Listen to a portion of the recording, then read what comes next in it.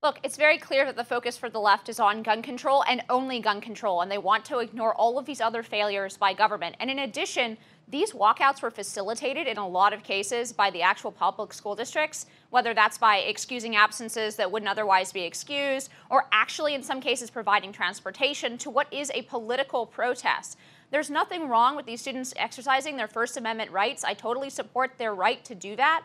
But these are public institutions, and it puts a lie to the fact that we can have public schools that are values neutral. I think that's a silly idea. And for me, it underscores why we really need school choice, so that parents are able to choose a school that doesn't conflict with the values they're teaching at home.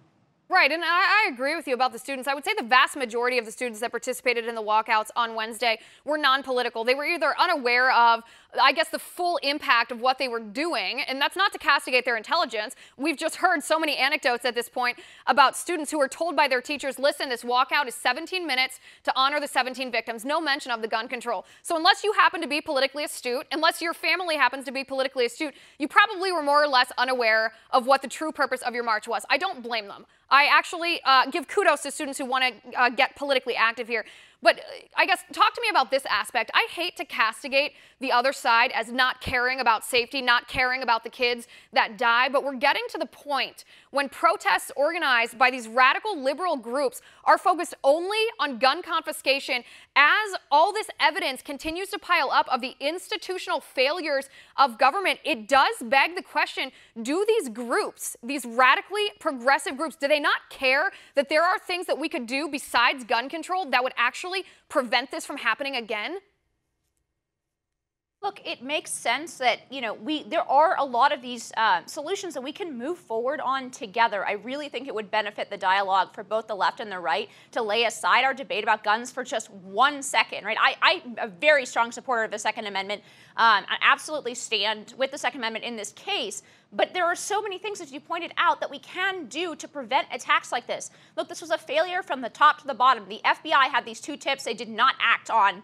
The sheriff's office had all of these visits to the Cruz family home that they suspended the 2 officers about, and their deputy did not act, and the sheriff is not taking any responsibility for any of that. And then when you get down to the school level, there are these discipline policies like that this shooter should have under old discipline policies before they changed discipline policies of the Broward County School District in 2013. Under those old discipline policies, this guy would have been referred to the police for arrest in several instances, right? So there are all kinds of policies that I feel like we should be able to come together on, left and right, and close those loopholes and make sure that this kind of incident doesn't happen again. And instead, the left is determined to keep us stuck in this endless debate about the Second Amendment, about gun control, when half the country is not going to allow gun confiscation. We're not going to allow the left to take our guns, so then we end up doing nothing, and that's really the problem. Right, and this is not just something implementing these policies that you're talking about that actually could prevent this. It's not just something that would be smart to do. It's something that we have a responsibility to do.